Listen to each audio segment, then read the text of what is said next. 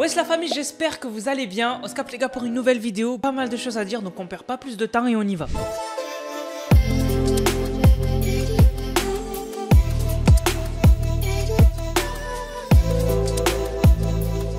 Donc déjà, je voulais parler d'un truc qui est quand même assez choquant. Alors il y en a qui vont peut-être dire que c'est un problème de riche, mais quand même.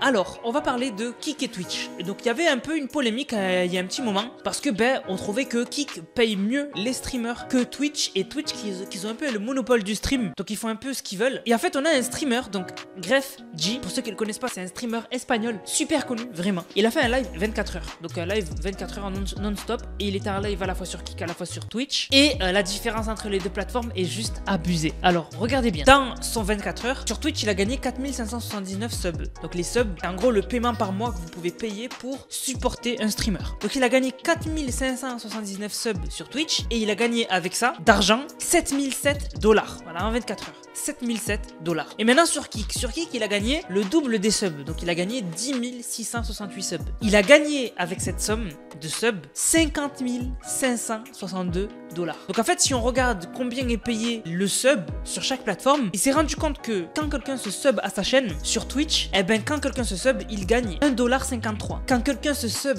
à sa chaîne sur Kik, il gagne 4,73 $. C'est 4 fois plus. C'est juste abusé. Donc en fait, les deux plateformes n'ont rien à voir. En gros, sur le sub à 4,99 $, Twitch prennent pratiquement tout. Ils te donnent que 1,53 $. Mais par exemple sur Kik, ils prennent que 20 centimes, une petite partie, et le reste, ils te donnent tout pratiquement. 4,73 $, ils te donnent. C'est juste abusé. Et du coup, on a Kik qui a bien évidemment trouvé que c'était une bonne pub. Ils ont dit, ils ont mis un petit signe en mode, voilà, est-ce que tu viendrais pas chez nous ou quoi? Mais vraiment, c'est choquant. Vraiment, c'est choquant. Bon, il y en a qui vont dire, même avec 7000 $, il est bien. Oui, mais ce que je veux dire, c'est que quand même, quand tu vois qu'à côté, il aurait pu gagner une somme astronomique sur Twitch, tu te dis, bon, c'est vrai que t'es pas payé à ta juste valeur. Voilà. Donc, dites-moi ce que vous en pensez. Ça revient un peu avec la polémique de Kik versus Twitch. Donc, bon, voilà.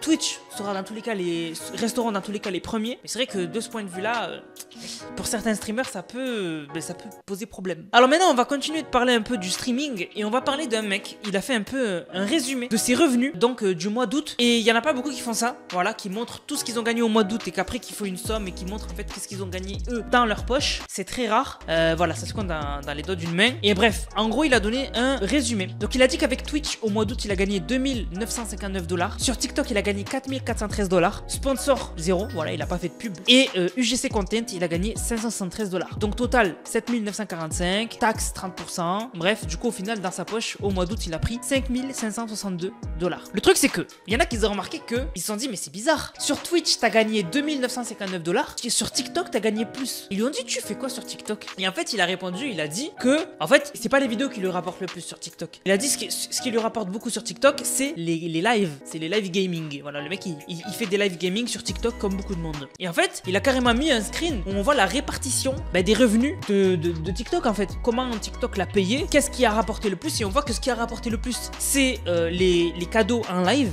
donc 4000 $ de cadeaux. Les subs sur TikTok, donc 334 $. Ensuite, le programme de créateur, 73 $. Et après, 000.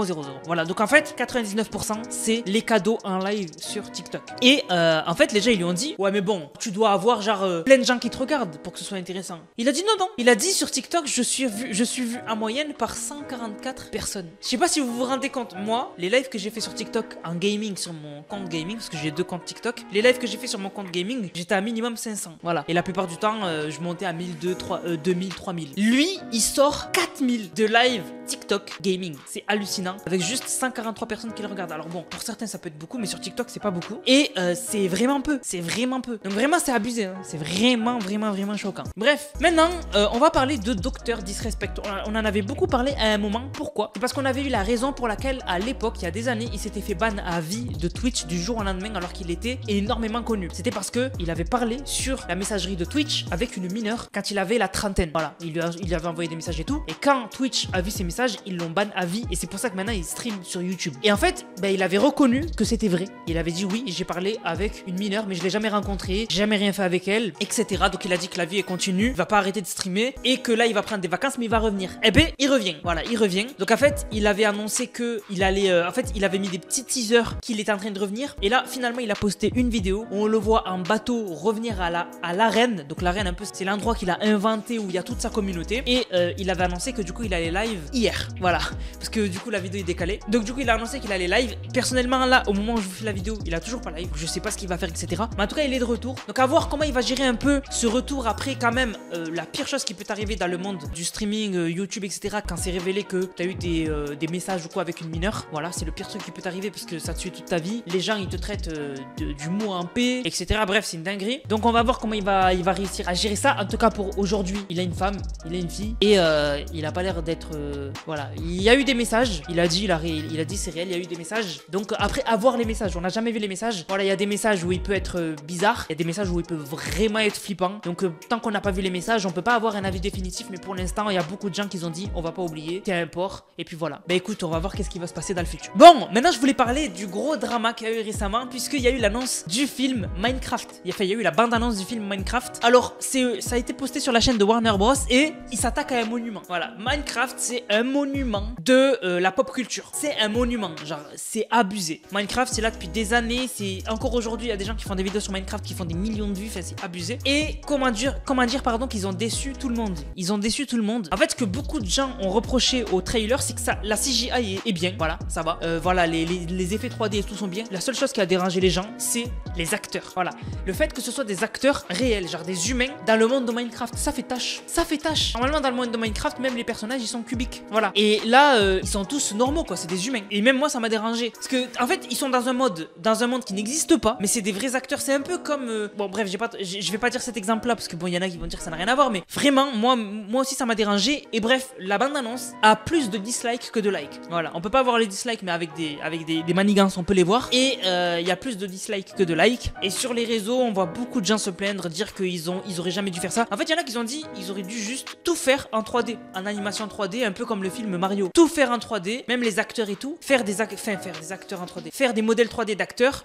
et puis voilà, des acteurs fictifs. Parce que même par exemple Steve, qui est un peu, qui est l'icône de Minecraft, même lui, voilà, je trouve que l'acteur ne le fait pas du tout. Voilà, l'acteur ne le fait pas du tout, je suis désolé. Voilà, donc bref, dites-moi vous ce que vous en avez pensé, est-ce que vous avez vu la bande-annonce? Mais vraiment, c'est vrai que ça fait bizarre, franchement ça fait bizarre. Bon, maintenant les gars, on va parler de PlayStation. Et il y avait des rumeurs que la PS5 Pro allait être annoncée bientôt. Pour résumer rapidement, on a eu la PS5 normale, on a eu la PS5 Slim, et là maintenant on aurait bientôt la date de la PS5 Pro, enfin l'annonce de la PS5 Pro. Et en fait on a eu Sony qui a fait un post un peu pour l'anniversaire de PlayStation. Et en fait dans cette image, il y a en fait en grisé tout petit les icônes de tout ce qu'a créé PlayStation, donc des manettes, etc. Et on y voit le côté d'une console qu'on n'a jamais eu. Voilà, c'est en fait une PS5 sauf qu'il y a des barres un peu en diagonale et c'est le design qui a fuité récemment, des leaks de ce à quoi pourrait ressembler la PlayStation 5 Pro. Donc en fait Sony avec cette image là en fait aurait tout simplement teasé, donné un petit aperçu de la PS5 Pro et du coup ça confirmerait que l'annonce est imminente. Après bon, est-ce que la PS5 Pro sera utile? J'en doute personnellement, mais bon, on verra. Du coup la famille, j'espère que la vidéo vous a plu. Si c'est le cas, n'hésitez surtout pas à liker, commenter, partager. On se capte les gars pour une prochaine vidéo. C'est Nanas, prenez soin de vous. Bang,